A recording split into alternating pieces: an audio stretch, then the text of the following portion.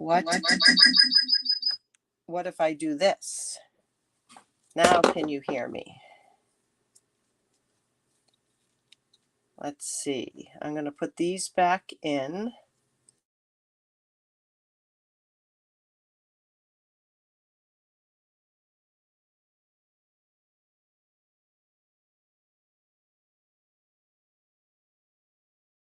Hear me. All right. Well, so anyway, my name is Lorraine. I think you guys that are here anyway all know that. And I'm an independent Stampin' Up! Demonstrator, and I forgot where I was. So I'll just say we're going to make a card today with the reverse masking technique. And I don't really understand why this is called reverse masking. But I'll show you the card and we'll talk about it a little bit, and maybe you'll know why it's called reverse masking. So I'm going to switch my camera view, and I think I can take this one off, and I think you can still hear me. If you can't hear me, somebody type real quick in there that you can't hear. So this is a card made with reverse masking. And so I cut a bigger circle and masked it off and made that. And then when we're done, I cut the smaller circle and popped it up. So I'm going to go through that with you, how to make that tonight with some different colors. These are the deckled circle dies, which you get approximately 1 million of. And I used the 5th and 6th smallest ones. So you need to have 2 dies that are concentric, or one just a little smaller than the other. I've never done it with the deckled rectangles, but we're going to try that tonight. So I've picked these 2 sizes. So you start with the bigger one. So I have a piece of basic white, just the regular cardstock, and it's 5 inches by 3 3/4.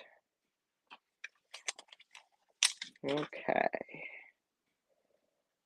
And I'm going to tape this in place. Just getting a little bit of sticky off of that. And I'm going to run it through my Stampin' Cut and Emboss machine. It's behind me. I'm going to step over there because it shakes the table too much, but you can still hear me, I think. And I'm going to just run this through really quickly. Okay.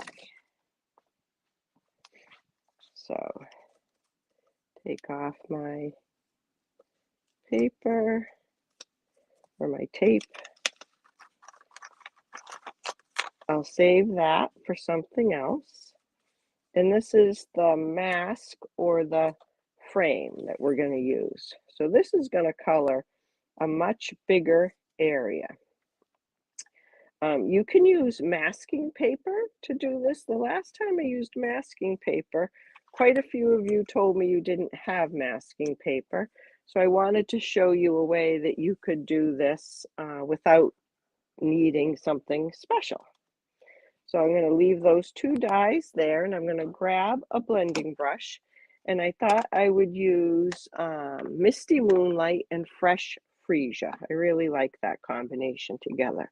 I almost did the Misty Moonlight and Petal Pink or Flirty Flamingo, but I decided to go with the Fresh Freesia.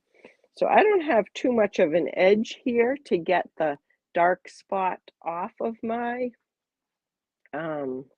brush, but so I'm going to start on my paper, and I'm just going to brush in a little bit.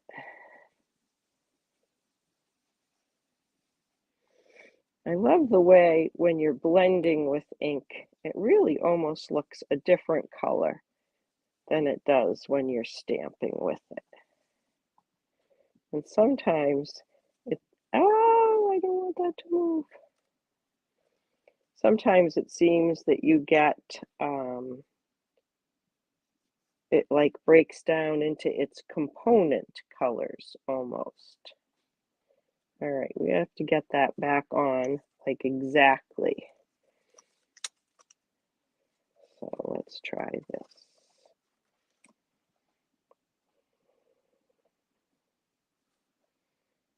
Hopefully I'm not getting ink all over the piece of paper underneath.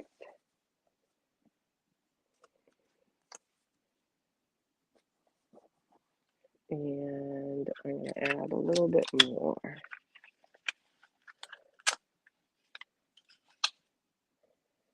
Oh yeah, Sherry, I think you're an hour behind, aren't you? Yep.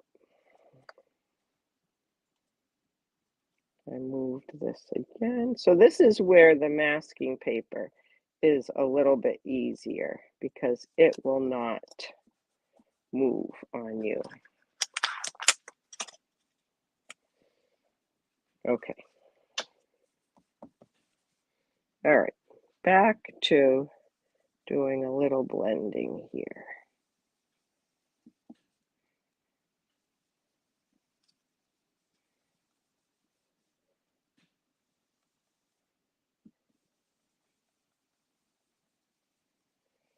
Okay, and now we'll do a little bit of fresh freesia. Sherry says she can't hear. Can other people hear? Let me know. I don't, something seems to be a bit wonky with my microphone today, I guess. You can hear, Michelle. Okay. Sherry, maybe your computer is muted or your volume is turned down too low.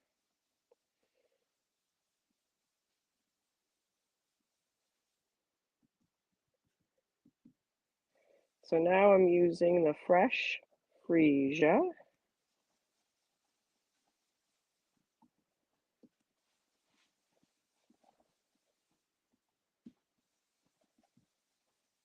And I'm just going to fill this in. I like how you almost get a third color right there in the middle.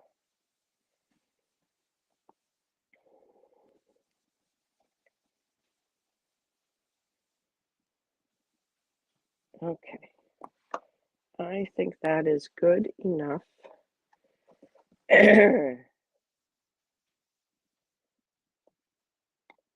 I have a bit of a cold and a cough, so I'm sorry if I'm clearing my throat or coughing a little bit. I do have my water and I have cough drops here with me just in case I need them.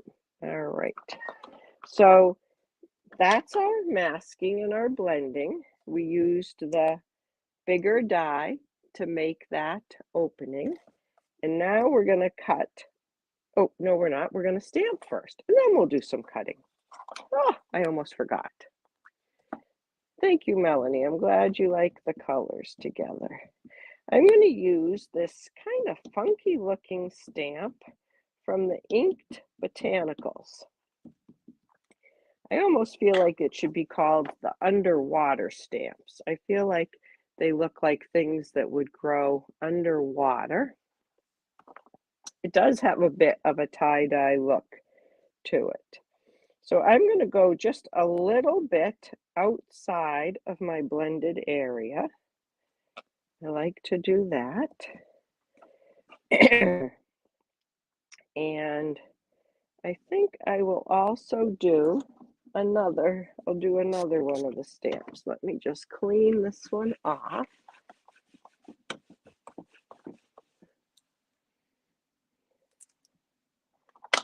And I really like this one too. It looks like this. I'm going to do that one right next to it. And I'm just using Memento black ink, and this works good with a solid, kind of solid stamp set, not a real open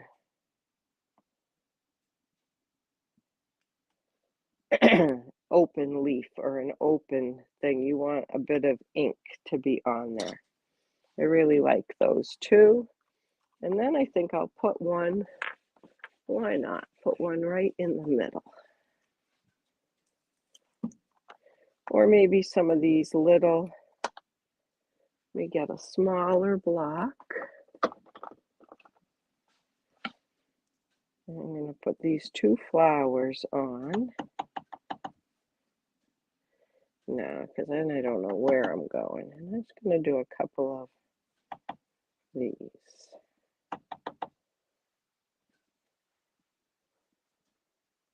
And maybe one smaller one.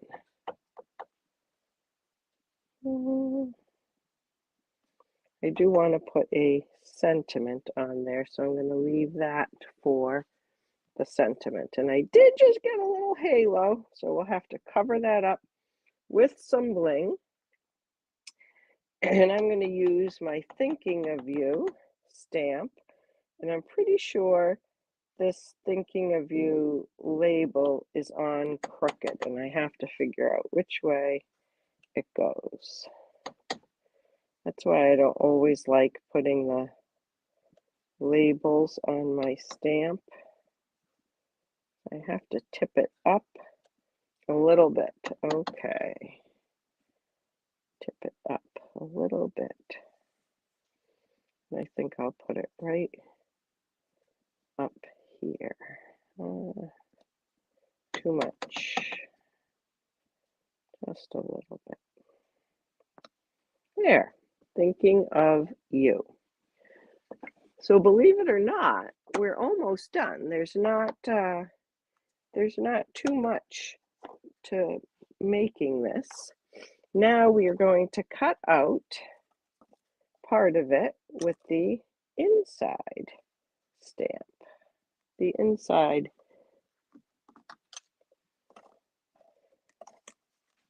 I think I'm going to do this one because I don't want to cut the words off. So I'm going to go just one smaller. It's inside just a little bit. Try to get that even.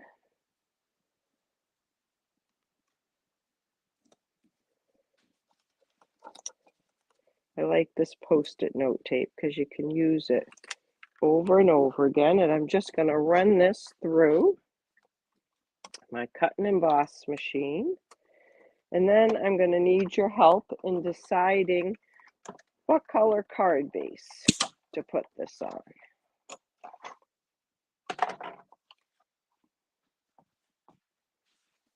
Okay.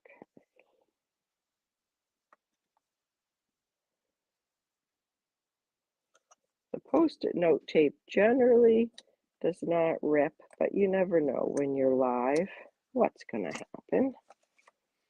Okay. So now we have our two pieces, and we need a card base to put them on. So we're gonna, oh, I just got something on that one. What did I get on? Oh, good, it came off. Okay. So we're going to put this on first, and we're going to pop that up, and then this will go flat in the middle. So usually I do them on a white card base, but I'm thinking I like it on the Misty Moonlight. What do you think? Do you like it on the Misty Moonlight, or would you like it better? It does look not quite so dark on the white. Let's grab a piece of fresh freesia. If we're trying things out, why not try all three? Somebody likes the the Misty Moonlight, whoever that is commenting with that has not given StreamYard permission to show their name. So I don't see a name, I just see Facebook user for that one. Melanie, you like the darker one? It's actually Misty Moonlight. I love blue too. I use a lot of blue and Pretty Peacock. I seem to be pretty much addicted to Pretty Peacock. Okay. So let's see. We have Misty Moonlight, we have white, and we have Fresh Freesia. What do you think? I think I like the Fresh Freesia too, Michelle. The white is a little too washed out, and the blue might be a little bit too dark. Anyone else like the Fresh Freesia? I think I'll go with that one. So we are going to put a bunch of dimensionals on that.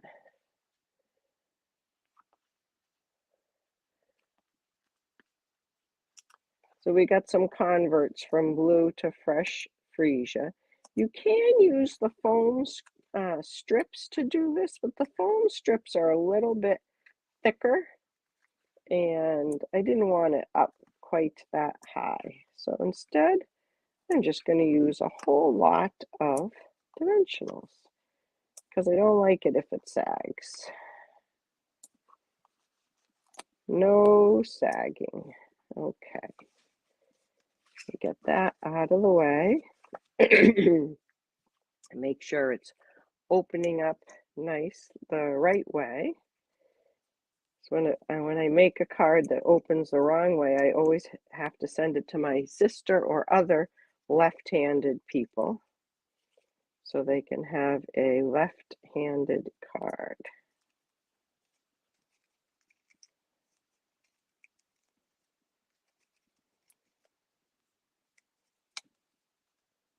Okay. Don't put it on upside down. So I want to center this. And it's up just a little bit. And then this is going to go on flat.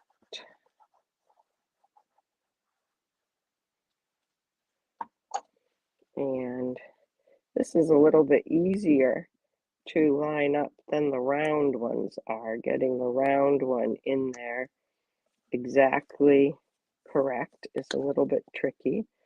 So then I kind of use my bone folder to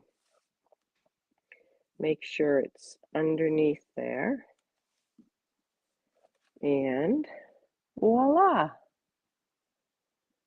I think we need a little bit of bling in there, a little bit of sparkle, and we need something on the inside. Where did my piece of basic white for the inside? Here it is, go. We should put a little something on that. What do you think? Maybe,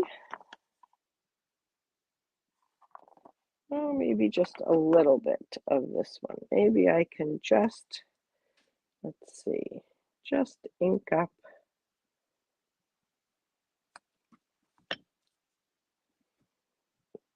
Nope, I'm going to do these. We'll just do a little bit with this. So it says, thinking of you. And we're just going to put a couple of these little flowers in there.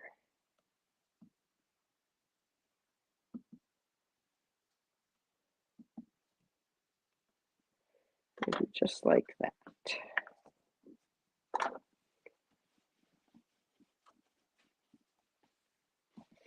All right, and then we'll put this on the inside. And if you wanted, you could stamp a flowers or a matching botanical on your envelope. I do like decorated envelopes, but I never seem to find them when I'm sending out the cards. So I tend not to do them. I do want to get a little bit of bling let's see.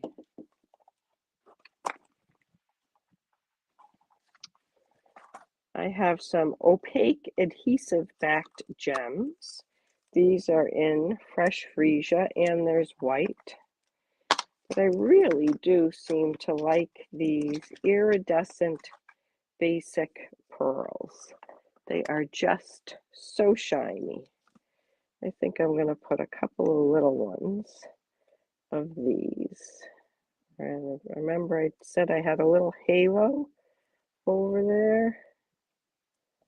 We'll put a couple right there. And then maybe one. We'll go for 5. We'll go for the odd number of 5 this time.